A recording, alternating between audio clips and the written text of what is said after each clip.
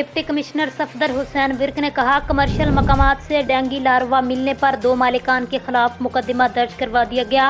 Dengue की रोकथाम के लिए शहरी एहतियाती तदाबीर पर अमल करें। सराय आलमगीर से डॉक्टर तसव्वुर हुसैन मिर्जा की रिपोर्ट के मुताबिक डिप्टी कमिश्नर गुजरात का कहना था, बारिश के मौसम में पानी न खड़ा होने दें। महकमा सेहत और allied department dengue surveillance Ahsan तरीके से सर अंजाम दें। बोगस सरगर्मी करने वाले एहलकारों के खिलाफ सख्त कानूनी कार्रवाई अमल में लाई जाएगी। इन ख्यालात का इजहार इन्होंने डेंगू सर्वेलेंस कमेटी के इजलास की सदारत करते हुए किया।